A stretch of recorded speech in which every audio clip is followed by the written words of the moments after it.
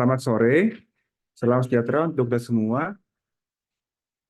Hari ini kita akan memulai rangkaian terakhir dari sesi webinar mengenai kanker payudara. Kita berada di topik terakhir, namun hari ini topik merupakan topik yang sangat penting karena merupakan hal yang sangat penting untuk dalam kita memulai penanganan kanker payudara, yaitu mengenai biopsi. Ada beberapa jenis biopsi yang tersedia untuk kanker payudara, dan ada beberapa kekhawatiran yang mungkin pasien maupun masyarakat umum takuti tentang prosedur biopsi.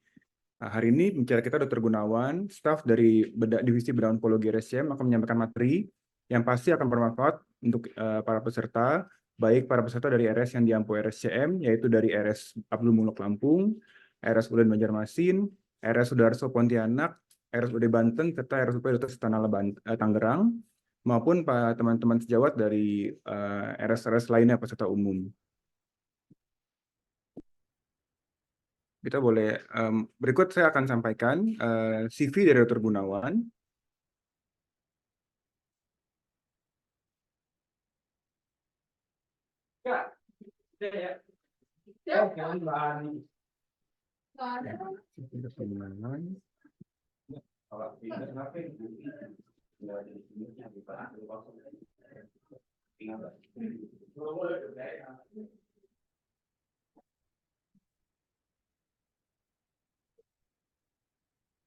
Dr. Gunawan merupakan staf dari Divisi Bedah Onkologi yang menjalani lulusan FK dari FK UI, kemudian spesialis bedah dari program ilmu bedah FK UI, serta menjalani proses program pendidikan ilmu bedah penelitian onkologi di Divisi Bedah Onkologi, lulus tahun 2015. Saat ini menjabat sebagai Kepala Divisi Bedah Onkologi Departemen Klinik Ilmu Bedah FK UI RSCM. Sesi kita akan berlangsung sampai dengan pukul 16.30. Tanpa berlama-lama lagi, saya akan serahkan sesi ini kepada Dr. Gunawan untuk memulai sesinya. Terima kasih. Ya, baik. Terima kasih atas introduksinya, Dr. Adrian. Selamat sore, para dokter atau sejawat sekalian. Pada kesempatan ini, saya akan membawakan mengenai penggunaan atau tren dalam penggunaan percutaneous biopsi khususnya pada tumor payudara. Untuk sebelumnya saya coba share screen terlebih dahulu. Ya, apakah sudah bisa terlihat slide saya? Sudah, Dok. Sudah, baik. Baik, kita akan mulai. Jadi memang untuk memulai suatu rangkaian pengobatan pada tumor payudara ataupun yang telah terdiagnosis sebagai kanker payudara tentunya harus melalui suatu tindakan diagnosis, yaitu melalui suatu tindakan biopsi. Karena biopsi inilah yang merupakan suatu pintu masuk selain untuk menegakkan diagnosis, juga untuk menentukan sifat-sifat biologi dari tumor tersebut yang nanti kita bisa gunakan untuk memandu apa sih skema pengobatan yang akan kita berikan kepada pasien. Tapi tentunya tindakan biopsi ini ada beberapa metode dan cara. Nah, itulah yang harus kita mungkin ketahui sebagai praktisi di lapangan yang menangani pasien-pasien tumor payudara, yang mana yang harus kita pilih atau yang mana yang mungkin bisa kita lakukan di tempat kerja kita masing-masing. Ya, jadi ini seperti yang saya sebutkan bahwa terapi dan tindakan pembedahan definitif untuk suatu keganasan payudara dan skema pengobatan harus didiskusikan secara baik, secara lengkap dengan pasien sebelum tindakan operasi tersebut. Nah, dalam hal ini kita harus mengetahui tidak hanya stadium, sifat biologi, tapi juga mempertimbangkan preferensi dari pasien. Karena seringkali kita akan berhadapan pada suatu keganasan payudara di mana sebenarnya tersedia beberapa opsi yang mungkin dikerjakan pada pasien tersebut. Sehingga kita harus mendiskusikan tersebut dengan si pasien dan keluarga. Jadi di sini tetap ada patient preferences dalam kita membuat skema pengobatan tersebut. Jadi selama 30 tahun terakhir ini sudah banyak terjadi perubahan-perubahan yang signifikan dalam hal diagnosis dan penanganan kanker payudara. Dan ini terjadi kenapa? Karena adanya satu kebutuhan untuk mendapatkan diagnosa yang lebih awal. Kita ketahui pada kanker payudara semakin awal diagnosis ditegakkan maka akan semakin mudah kita untuk menata laksana dan semakin biayanya semakin dapat ditekan dan outcome-nya pun akan lebih baik. Kemudian diiringi dengan penggunaan imaging yang jauh lebih pesat dibandingkan sebelumnya. Dalam hal ini, kita saat ini sudah memiliki ultrasonografi yang seringkali itu merupakan alat yang rutin ada di tempat kerja kita masing-masing ya, untuk membantu keakuratan pemeriksaan klinis kita. Jadi, hal-hal ini akan membantu tindakan biopsi yang awalnya mungkin berupa open biopsi, saat ini lebih mudah atau mungkin memungkinkan sekali dikerjakan dengan teknik percutaneous biopsi atau needle biopsi. Sehingga pendekatan tradisional dari open biopsi saat ini sudah mulai tergantikan oleh percutaneous biopsi, dalam hal ini menggunakan suatu jarum atau needle. Nah, ini kurang lebih perjalanannya. Jadi pada saat tahun sekitar 60-70, fine needle itu adalah primadona untuk diagnosis. Tapi ternyata fine needle ini memiliki beberapa kekurangan-kekurangan, yaitu dia tidak bisa menentukan grading, misalkan tidak bisa digunakan untuk pemeriksaan imunohistokimia yang kita ketahui itu penting kita ketahui preoperatif. Sehingga berkembanglah kemudian diagnosa jaringan yang didapatkan dengan core needle. Sehingga sampai saat ini sebenarnya core needle ini masih bermanfaat untuk diagnosis tersebut. Tapi ternyata core needle sendiri juga ada kekurangannya gitu ya. Dia ada kekurangan dalam hal-hal di mana lesi-lesi itu yang kita sebut sebagai lesi-lesi of uncertain malignant potential. Artinya dalam suatu masa tumor, kalau kita core biopsi dari sampel yang kecil, mungkin itu belum bisa mewakili keseluruhan the whole dari tumor tersebut. Nah, itu di lesi-lesi tersebut ada kekurangan dari core biopsi, sehingga kemudian berkembanglah yang lebih baru yaitu vacuum assisted breast biopsy. Nah, ini sebenarnya pengetahuan standar ya untuk kita melihat suatu lesi dalam payudara. Maka memang ada lesi yang gambarannya seperti ini, spiculated ya, heterogen, batas tidak tegas yang sesuai dengan tumor ganas. Tapi ada juga lesi yang bentuknya seperti ini, berbatas tegas, dibatasi oleh barrier-barrier fisiologisnya sehingga membentuk orientasi wider than taller karena ada banyak ligamen Cooper di sekitarnya sehingga orientasinya adalah wider than taller, itu lebih condong tumor-tumor jinak. Tentunya kita tidak melakukan biopsi pada semua lesi payudara. Ada kriteria tertentu kapan kita harus melakukan biopsi. Umumnya nanti adalah pada lesi-lesi yang ada kemungkinan keganasan. Nanti akan kita bahas di slide berikutnya. Nah, apa sih pertimbangan kita dalam memilih metode biopsi tersebut? Sebenarnya adalah ada beberapa hal gitu ya. Tapi intinya semua itu tujuannya adalah seperti ini, untuk menentukan pilihan strategi kita, menentukan skema pengobatan kita, dan kita bisa memberikan info konsen yang sesuai. Apa sih yang mau dikerjakan kepada pasien tersebut. Nah, di sini ada dua kubu. Kubu yang menganut open surgical biopsy dan kubu yang menganut percutaneous biopsy. Kita bahas pertama tentang surgical biopsy. Ini adalah suatu metode yang sangat standar yang ada mungkin dari banyak ahli bedah yang dalam praktek sehari-hari mengerjakan ini. Walaupun sudah ada dari tahun 1990, tapi sampai saat ini masih juga menjadi salah satu terapi yang banyak dikerjakan sebenarnya ya. Dan ini memang memiliki angka diagnosis yang tertinggi. Bahkan underestimation rate-nya dikatakan mendekati angka 0 gitu ya. Jadi benar-benar udah ini diagnosa tertinggi sebenarnya gitu ya. Tapi ya itu tentu ada keterbatasan. Kenapa? Karena kita harus membuat suatu sayatan yang cukup besar mungkin pada payudara. Mungkin pasien harus dibawa ke kamar operasi, menjalani pembiusan dengan expense atau cost yang mungkin akan lebih besar.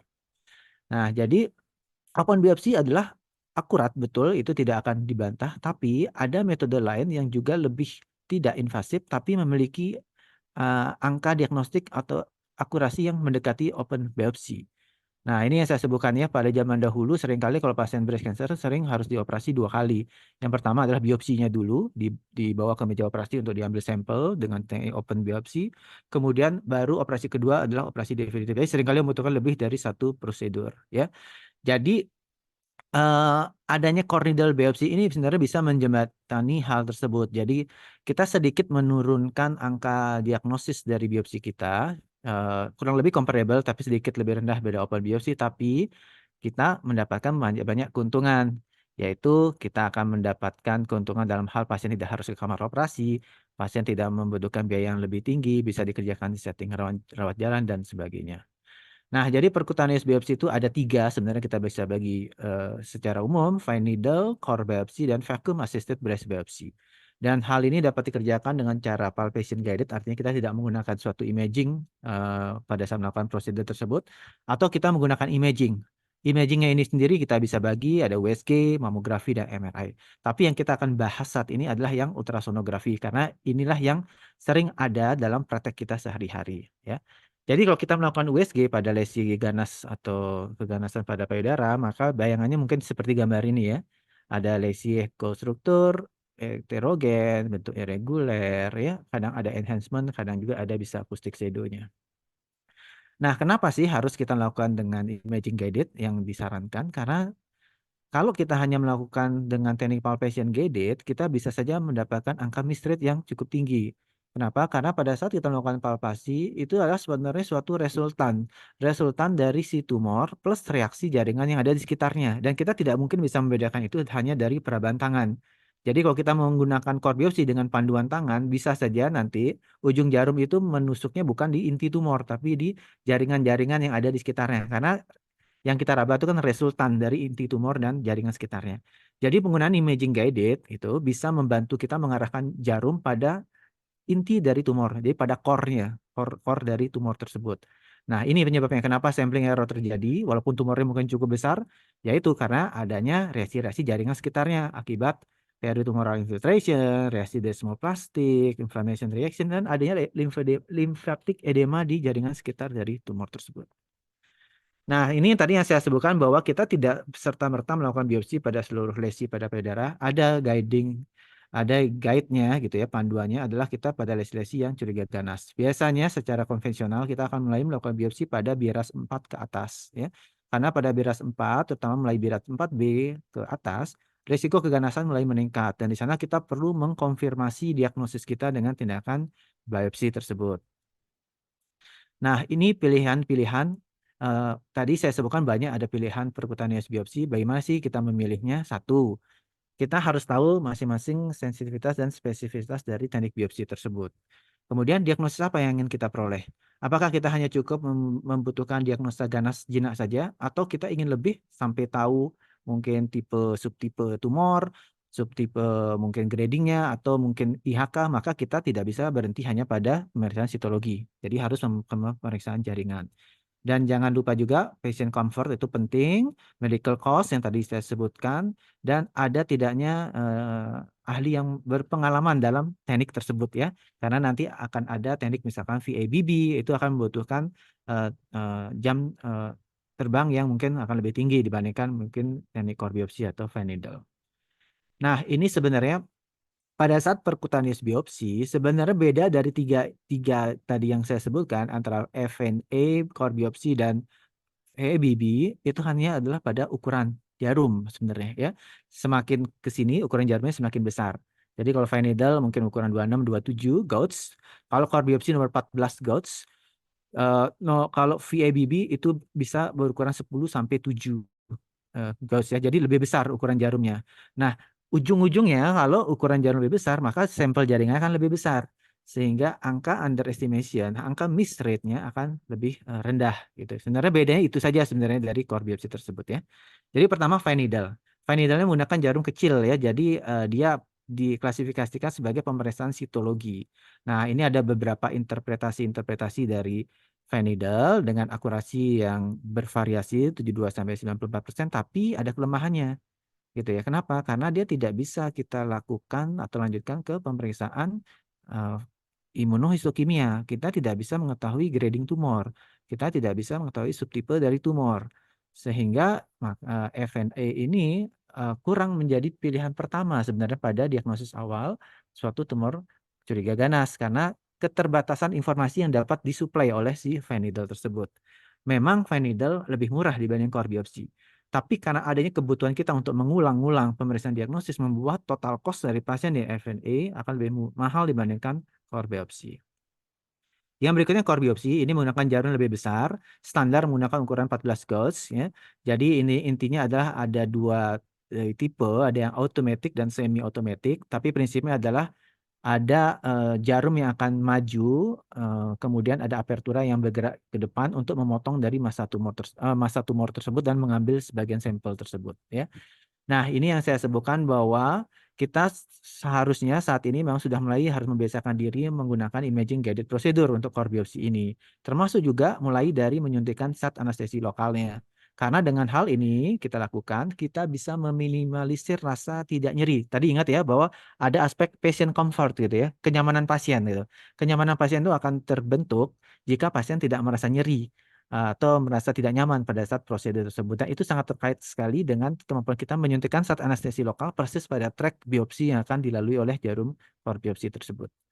Nah, ini keuntungannya. Lebih komplit, memberikan informasi histologi yang lebih komplit, tidak sekedar hanya jinak ganas saja. Dengan angka komplikasi yang rendah, umumnya berupa hematom yang mudah kita kendalikan dengan penekanan sekitar 5 menit, akurasi hampir sama dengan open biopsi, tersedia luas, sebentar, tidak terlalu lama dikerjakan, dan cost-nya lebih murah dibandingkan open biopsi. Hanya setengah sampai seperempat dari open biopsi tersebut, karena bisa dilakukan di setting poliklinik dengan menggunakan anestesi lokal. Tapi ada keterbatasan yang tadi saya sebutkan. Dia tidak bisa untuk lesi-lesi kistik atau lesi-lesi yang terlalu kecil di bawah 5 mili. Kita akan bisa miss di sana. Atau mungkin beberapa kasus yang dengan implan karena core ini jarumnya ada sedikit maju sehingga bisa mencederai dari implan. Dan yang terakhir, dia sangat terbatas pada lesi-lesi yang kita sebut sebagai lesi-lesi of uncertain malignant potential atau B3 lesion. Artinya lesi ini tidak bisa didiagnosis secara akurat hanya dari sampel yang sedikit, harus dari the whole tumor. Misalkan DCIS gitu ya. Kalau kita core biopsi mendapatkan DCIS, ductal carcinoma in situ, bisa jadi pada saat kita operasi kita akan mendapatkan komponen invasifnya seperti itu. Jadi kita tidak bisa percaya 100% dari hasil core biopsi tersebut. Disinilah nanti VABB menjembatani kelemahan dari core biopsi ini ya. Ya, ini kurang lebih mungkin bagi ahli bedah umum atau ahli bedah onkologi mungkin sudah terbiasa ya kalau untuk mengerjakan core biopsi. Prinsipnya nanti ini mungkin secara teknis, intinya kita menggunakan panduan USG guided. Kita harus memposisikan pertama posisi yang ergonomis, artinya pasien berada di antara USG dan kita. Kita menyuntikkan saat anestesi lokal dengan menggunakan panduan USG, sehingga track itu akan teranestesi, sehingga pada saat kita memasukkan, ini masih anestesinya, sehingga pada saat kita memasukkan alat core biopsi, pasien tidak nyeri. Dan kedua adalah ingat bahwa USG itu adalah potongan 2 dimensi sehingga kita harus melakukan 2 potongan longitudinal dan transversal untuk memastikan bahwa jarum core itu memasuki massa dari tumor tersebut sehingga kita dapat mengambil sampel yang adekuat ya. Dan ini salah satu tips and trick juga pada saat melakukan core biopsi, pada saat jarum ditembakkan akan ada sebagian udara yang ikut masuk. Umumnya udara itu akan memberikan gambaran hiperechoic pada si massa tumor. Jadi ini panduan. Kalau kita sudah mengambil di darah ini, kita jangan nusuk di sini lagi. Kita mungkin ambil di sisi superior atau di sisi inferior dari massa tersebut. Sehingga kita mungkin dapat mengambil beberapa komponen-komponen dari si massa tersebut. Nah, ini faktor-faktor yang bisa meningkatkan sensitivitas dari USG guided core biopsi adalah yaitu tadi kita lihat 2 dimensi jarumnya menembus massa tumor. Apalagi kalau spesimennya seperti ini ya, warna homogen, putih, tenggelam. Nah, kita lebih yakin seperti itu ya. Dan sebenarnya tidak perlu banyak-banyak melakukan spesimen. Dikatakan secara literatur bahwa 3 spesimen core dengan menggunakan jarum ukuran 14 dengan excursion itu majunya jarum sepanjang 2,2 cm, itu false negative rate-nya 3,9%. Jadi sudah sangat-sangat kecil ya. Nah, ini ada beberapa yang membandingkan berapa kursi kita ambil, tapi rata-rata 3 sampai 5 itu adalah cukup ya. Nah, ini ukuran jarum ini sangat berpengaruh sekali ya untuk besarnya sampel yang kita peroleh. Ingat bahwa rumus tabung adalah luas alas kali lingkaran ya. Luas alas kali tinggi ya. Jadi begitu diameternya kita perbesar, ukurannya itu langsung jumping gitu. Jadi gram dari massa jaringan yang kita ambil itu akan jauh jumpingnya cukup besar gitu. Karena pengalian ini rumus dari tabung ya, luas alas kali tinggi. Nah, yang terakhir adalah VABB. VABB ini sebenarnya ada disebut vacuum assisted breast biopsy, ada vacuum assisted breast eksisi, tergantung penggunaan kita untuk biopsi atau untuk eksisi. Prinsipnya sama seperti core biopsi, cuma ukuran jarumnya lebih besar sehingga jaringan yang diambil lebih besar. Konsekuensinya apa? Konsekuensinya pada tumor-tumor jinak kita pun bisa menggunakan VABB ini untuk melakukan eksisi. Jadi sekaligus mengambil seluruh massa tumor dari tumor jinak tersebut ya. Ini kurang lebih alatnya, mungkin kita tidak terlalu banyak membahas secara teknis ya, tapi prinsipnya adalah pada VABB dia mengkombinasikan teknik vakum, jadi massa tumor itu akan disedot di ada alat ini untuk bisa menyedot massa tumor, kemudian ada pisau yang memotong secara bergantian ya, silih berganti sehingga nanti sampelnya akan ada lebih banyak, lebih besar, dan masa tumor ini kalau dikehendaki bisa sampai habis dilakukan eksisi oleh alat VIBB ini ya. Kurang lebih seperti ini prinsipnya dari VIBB ini. Nah, jadi indikasi VIBB apa? Indikasinya adalah menutupi kelemahan dari core biopsi ya. Jadi indikasinya adalah apa yang tadi tidak bisa dipenuhi oleh core biopsi, itulah menjadi indikasi dari VIBB untuk diagnosis ya. Tapi tahun 2022 FDA sudah menyetujui bahwa VIBB dapat digunakan untuk removal dari tumor-tumor jinak. Jadi indikasinya bertambah, tidak hanya pada tumor curiga ganas tapi pada tumor-tumor curiga jinak ya. Jadi ini indikasinya ya. Kita lihat sini, kalau kita lihat di sini sebenarnya ini adalah hal-hal yang core biopsi susah lakukan ya. Tadi ya ukurannya kecil, kista, ada dekat dengan implan, kemudian lesinya mungkin bentuknya itu bukan suatu massa tapi seperti hanya peningkatan densitas ya, itu adalah indikasi dari VIBB. Nah, ini yang tadi saya sebutkan bahwa dengan memperbesar ukuran jarum, maka miligram dari jaringan terambil akan jumping sehingga VIBB pada kasus tumor jinak dapat langsung dipilih untuk melakukan reseksi dengan beberapa kondisi ya. Biasanya tumornya dipilih yang di bawah 3 cm. Nah, ini salah satu kegunaan VIBB pada tumor-tumor jinak. Secara konvensional kita akan melakukan eksisi dengan sayatan seperti ini, tapi dengan VIBB maka bekasnya hanya sekitar 2 atau sampai 4 mili sehingga tidak begitu terlihat. Nah, ini mungkin kalau kita mengkorelasikan antara gambaran radiologi dan gambaran patologi, sebenarnya kalau sudah konkordan jinak gitu ya, radiologi, USG mamografi BIRAS 3 atau mungkin BIRAS 4, 4A, kemudian hasil PA jinak ya sudah ya, kita terapi sebagai tumor jinak. Atau kalau dia konkordan ganas gitu, hasil radiologinya malignan, hasil PA malignan ya sudah terapi sesuai stadium dan sifat biologinya. Tapi seringkali ada inkonkordan ya, misalkan radiologinya BIRAS 5, tapi PA-nya lesi-lesi of uncertain malignant potensial ya, kita harus switch gitu. Kita harus confirm lagi dengan open biopsi atau kalau punya alat VIBB kita bisa VIBB ya. Jadi VIBB ini membuat open biopsi semakin sedikit bergeser gitu ya indikasinya gitu. Karena kita kalau punya alat VIBB kita bisa memilih VIBB sebelum memutuskan open biopsi. Nah, ini ya seperti saya sebutkan kalau kita bandingkan nilai-nilai diagnostik dari 3 percutaneous biopsi tentunya VIBB akan lebih besar. Kenapa? Karena memang jaringan diambil lebih besar sehingga tentunya angka sensitivitas, spesifisitas dan sebagainya akan lebih tinggi dibandingkan 2 metode lainnya. Nah, ini komplikasi secara umum percutaneous biopsi memiliki angka komplikasi yang kurang lebih sama, cuma beda gradasinya saja. Nyeri kita mudah atasi, hematom kita mudah atasi dengan balut tekan, mungkin lebih lama kalau menggunakan jarum yang lebih besar. Pneumotorak jarang ya, karena kita menggunakan Western guided, kita bisa arahkan jarum dan posisi tembakannya tidak menuju dinding dada. Pingsan, sinkop, removal of lesion backward biopsi ini jarang ya biasanya pada VIBB. Seeding tumor. Nah, kalau seeding tumornya sudah banyak literaturnya ternyata tidak ada makna klinis dari melakukan percutaneous biopsi dengan terjadinya seeding tumor yang tumornya masih viable. Nah, ini secara bagan mungkin untuk mempermudah kita dari urian-urian di atas bahwa kita bisa berhadapan dengan lesi payudara yang curiga jinak ataupun curiga ganas. Kalau dia curiga jinak dan ukurannya di atas 2 cm, maka open eksisi itu menjadi pilihan. Tapi kalau dia di bawah 2 cm, kita masih punya opsi untuk VIBB. Kalau misalkan dia tumor curiga ganas, ukurannya kurang di atas 5 mili, berarti kita harus Western guided core biopsi. Tapi kalau di bawah 5 mili kita mungkin sulit untuk core biopsi. Kita pilih VIBB atau open biopsi kalau nggak punya VIBB. Pada lesi-lesi uncertain malignant potensial maka langsung ke VIBB. Nah, ini jadi kesimpulannya bahwa diagnosis dan manajemen dari suatu kelainan masalah lesi pada payudara saat ini sudah semakin berkembang karena bantuan dari perkembangan teknologi terutama pada percutaneous biopsi dan penggunaan alat imaging. Dan imaging guided biopsi ini hampir menggantikan kebutuhan untuk kita melakukan open biopsi dalam hal diagnosis ya, di mana ada 3 pilihan, Venidel, USG guided core biopsi dan VIBB.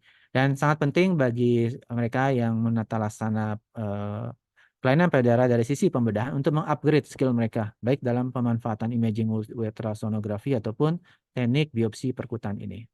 Nah, ini jadi ada quotes ya, jika kamu meraba suatu massa secara palpasi atau melihatnya secara USG bisa mendeteksinya secara ultrasonografi, ya udah putting needle kalau memang ada indikasi mengarah ke arah keganasan dan gunakan ultrasonografi untuk memandu biopsi tersebut.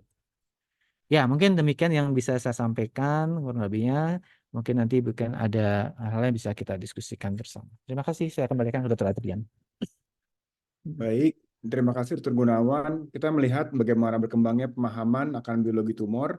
Itu sangat membuat kita sangat penting untuk mendapatkan jaringan yang baik ya dok, untuk membantu penegakan diagnosis maupun penentuan terapi yang cocok untuk kedepannya. Jadi terima kasih banyak Dr. Gunawan untuk insight-nya, sangat padat namun praktis di lapangan. Saya yakin akan sangat berguna untuk teman-teman di lapangan, baik dokter umum, dokter bedah umum maupun dokter bedah onkologi. Saya bisa lihat ada izin dok, dokter Winardi dan dokter Satongko ya dok, dari RS Ulin Banjarmasin, RS Hendi Ampul, RSCM. Eh, Mungkin sebelum ada beberapa pertanyaan yang bisa kita sampaikan dok. Ada pertanyaan pertama dok, mengenai biopsi dengan perkutan dok, dengan jarum. Ada kekhawatiran mengenai risiko untuk seeding dok, seeding tumor di needle track dok. Bagaimana menurut Dr. Gunawan mengenai pemahaman berikut dok? Terima Ya, kasih. baik, betul.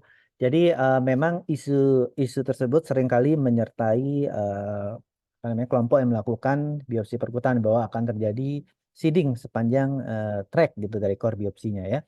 Jadi sudah ada sebenarnya sudah banyak trialnya, tapi saya mungkin ambil salah satu yang mungkin agak besar ya, trial dari Dias ya, di mana dia meneliti em, sekitar 300 atau 400 pasien tumor payudara yang dilakukan di needle biopsi gitu ya. Kemudian dilihat, diperiksa secara histopatologi sepanjang track biopsi itu. Ternyata seeding itu betul terjadi seeding. Tapi, nah ini tapinya, dengan interval waktu yang semakin meningkat, ternyata seedingnya semakin berkurang gitu. Jadi apa artinya? Bahwa tumpahnya massa tumor mungkin akibat tindakan tumor apa biopsi core kita memang akan terjadi seeding. Tapi itu adalah seeding yang atau lepasnya sel tumor dari tumor primer yang tidak direncanakan sehingga tumor itu tidak bisa viable. Terbukti dari penelitian Dias tersebut pada 400 sampelnya itu dari interval yang semakin panjang angka seeding yang dari track itu semakin berkurang gitu ya.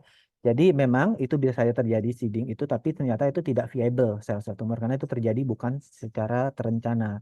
Sehingga kemudian dan didukung oleh penelitian-penelitian lainnya sehingga tindakan core biopsi ini tidak akan memiliki atau merubah atau memiliki dampak klinis yang signifikan pada perencanaan pengobatan kita. Artinya misalkan dokter awalnya melakukan core biopsi, kemudian karena core biopsi dokter batal melakukan breast conserving surgery. Nah, itu tidak terjadi seperti itu karena itu tidak merubah skema pengobatan yang kita lakukan hanya karena berdasarkan core biopsi tersebut. Demikian. Demikian, Dr. Adrian. Baik, berarti kita bisa simpulkan aman ya dok melakukan biopsi perkutan pada kasus kanker payudara. Ya, bahkan dok pada kasus yang dilakukan VABB gitu, VABB itu kan kalau kita lihat dari prosedurnya dia menusukkan sekali probe itu, kemudian alatnya diam gitu, kemudian ada vakum yang bekerja, jadi tidak multiple puncture gitu. Bahkan sebenarnya VABB itu ukuran jarumnya lebih besar, tapi ternyata angka seedingnya itu tidak lebih besar dibandingkan core biopsi gitu ya. Jadi sebenarnya aman kita melakukan percutaneous biopsi ini. Baik dok, terima kasih dok. Nah, sekaligus menyambung mengenai VABB dok, kalau pada pasien-pasien dengan kondisi ganas, ini ada pertanyaan, dengan kita mau menegakkan diagnosis, kira-kira berapa banyak ya dok jaringan yang harus diambil menggunakan VABB dok? Apakah sampai habis atau bagaimana dok? Ya, betul. Jadi sebenarnya penggunaan VABB untuk diagnosis ya, diagnosis tumor curiga ganas sebenarnya sekarang sudah semakin terbatas gitu ya. Karena ada core biopsi gitu ya. Ada core biopsi yang bisa menggantikan hampir seluruh indikasi percutaneous biopsi. Hanya pada beberapa kondisi tertentu saja gitu ya. Lesi kurang dari 5 mili, ya sebenarnya kita tahu itu jarang ya. Sebagian besar kasus-kasus kita di Indonesia biasanya ukurannya tidak 5 mili gitu ya. Sehingga kita masih bisa melakukan core biopsi. Atau kalau kita sudah melakukan core biopsi, hasilnya adalah lesi-lesi bed relation gitu, and certain malignant potential gitu ya. Jadi kita butuh mendapatkan diagnosa jaringan yang lebih besar. Nah itu makanya opsinya ada dua. Kita entah langsung switch to open biopsy atau kita memilih VIBB. Karena VIBB bisa dikerjakan di setting rawat jalan gitu. Tapi konsekuensinya memang adalah kalau pakai VIBB dan tumornya hilang, dan kita curiga ganas, kita harus pasang breast clip. Karena kalau nggak kita kehilangan jejak nanti. Kalau misalnya tumornya ternyata ganas hasil VIBB-nya ganas gitu, kita kan harus masuk kembali untuk melakukan reeksisi dengan batas sayatan yang lebih luas. Kalau kita nggak punya breast clip gitu, kita bisa kehilangan jejak gitu ya. Jadi sedikit lebih kompleks kalau kita memutuskan diagnosis dengan VBB dan memutuskan mengambil seluruh massa tumor tersebut. Kita harus menempatkan klip tersebut. Ya demikian Dokter Adrian. Baik dok, mungkin terima kasih dok. Mungkin sekarang saya buka ya dok diskusi. Kebetulan di sini ada Dokter Hengki Leonardo juga dok dari Banten, Dokter Sasongko dan Dokter Winardi dok. Mungkin ada yang mau sharing dokter-dokter dari daerah yang di Ampol RSCM dari Banten dan dari Ulin mengenai pengalaman dok di daerah, bagaimana yang selama ini dilakukan dok untuk biopsi kanker payudara dok. Halo, selamat sore dok. Sore Dokter Hengki. Iya dok, kalau cuman bagi pengalaman aja dok, kalau di kita di Banten, daerah di Banten, kita sih melakukannya kalau permintaan dari klinis itu kita FNAB sih dok kebanyakan. Jadi kita lakukan tindakan, kita guiding dengan USG dok. Dari klinis itu hanya permintaan untuk guiding. Itu sudah kalau selama ini yang kita alami.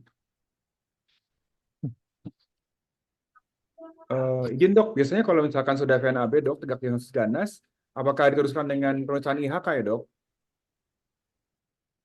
Nah itu kalau di sini saya kurang tahu juga, tapi mungkin di luar kali ya pemeriksaan IHK-nya ya.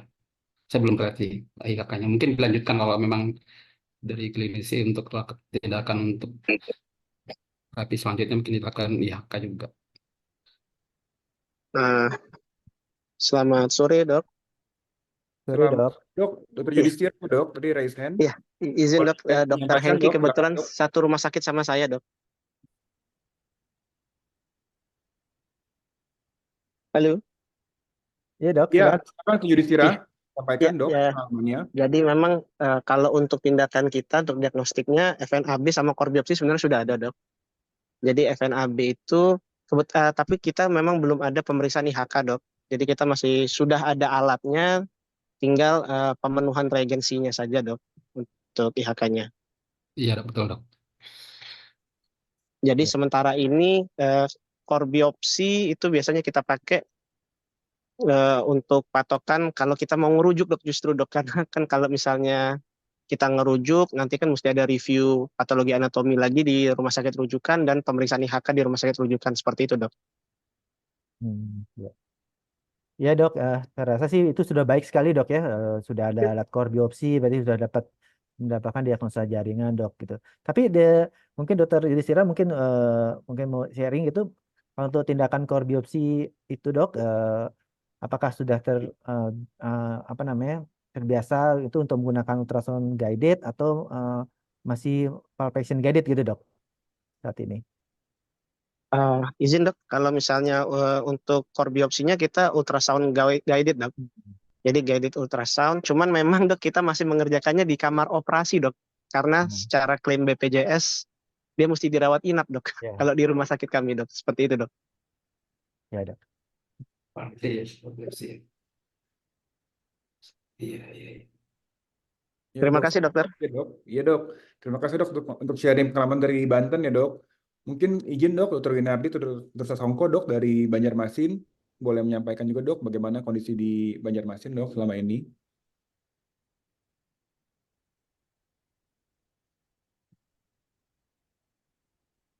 Ya, selamat sore dari Winardi Banjarmasin.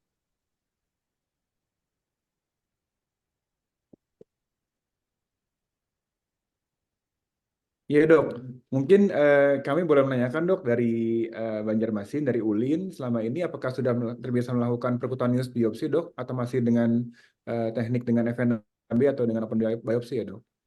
Ya, jadi kalau di Ulin dok, di Ulin sudah melakukan core biopsi dok. Tetapi untuk yang kasus early memang serinya FNAB dok.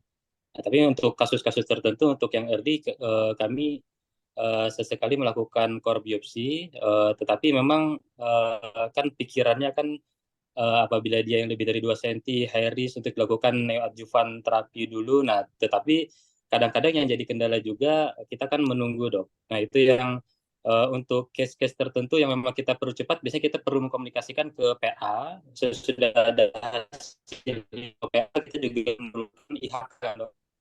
Nah, untuk bisa cepat apakah dia keputusannya neoadjuvant sistemik terapi dulu atau operasi, kan menunggu itu, Dok.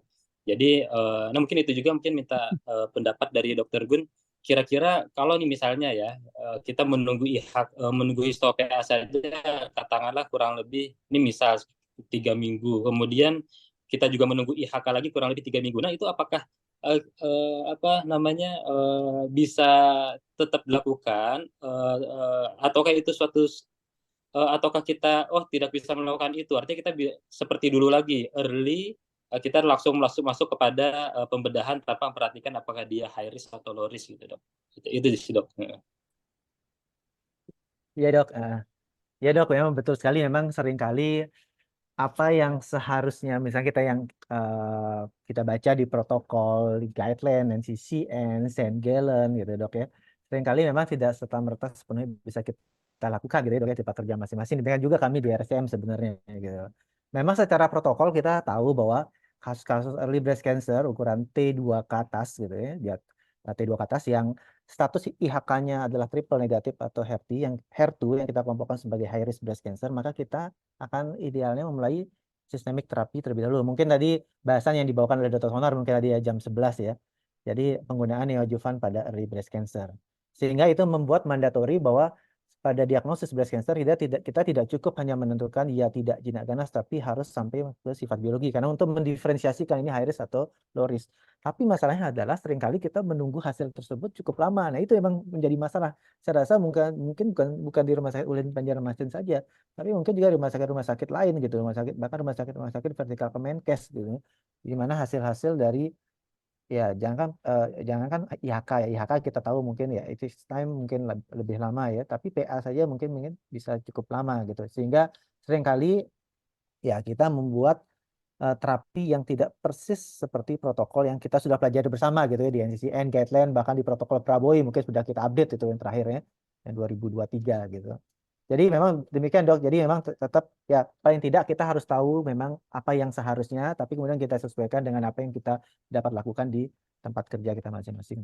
Mungkin demikian Dokter Winardi yang mungkin saya bisa sharing. Masih Dokter Gun, masih.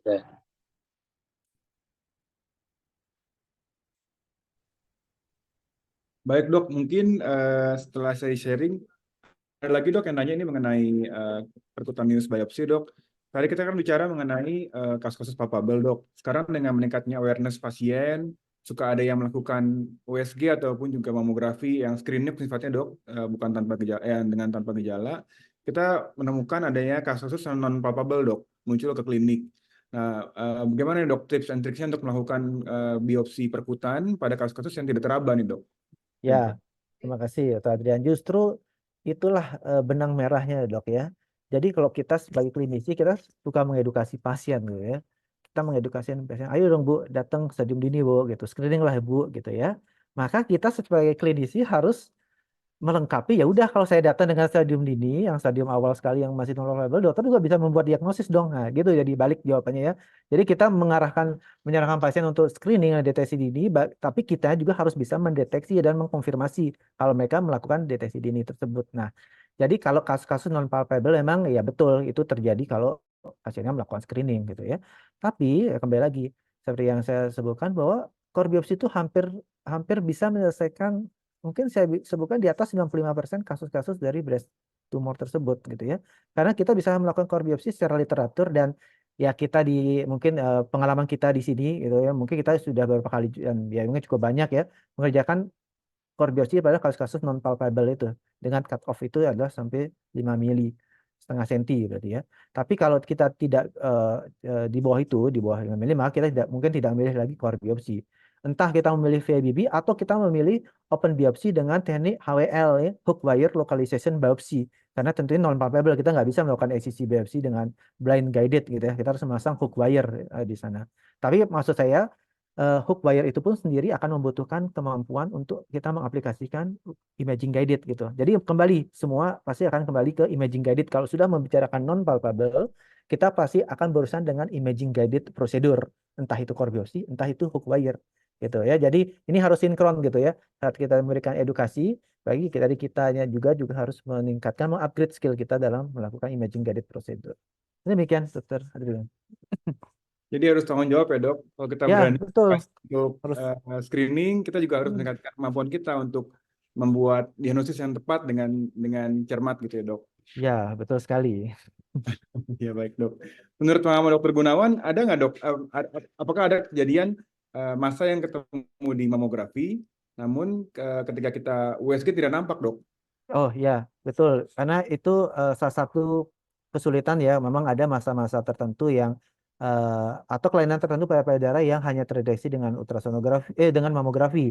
Misalkan dalam bentuk mikroklasifikasi klaster gitu ya. Klaster mikroklasifikasi itu sulit atau tidak bisa kita ketahui dari ultrasonografi, sehingga kita tidak bisa mengandalkan USG di sini untuk melakukan biopsinya, tapi harus melakukan stereotaktik. Tapi memang mungkin nanti teman-teman dari radiologi mungkin yang lebih banyak ini mengerjakan stereotaktik biopsi tersebut ya pada biopsi yang mengandalkan mamografi guided. Oke, demikian Dr. Adrian. Baik, terima kasih dok. Sepertinya cukup menarik ya topiknya, karena emang ini satu hal yang sehari-hari ditemukan oleh klinisi, bukan cuma dokter bedah, namun juga dokter umum, karena ini merupakan topik yang sensitif untuk pasien. Saya lihat lagi, mungkin belum ada pertanyaan lagi. Mungkin saya undang ada yang mau diskusi, bisa raise hand kalau ada yang mau diskusi.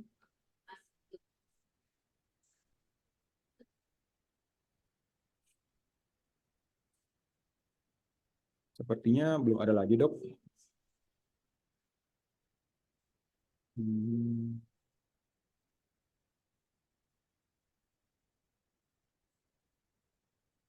Dari panitia bagaimana?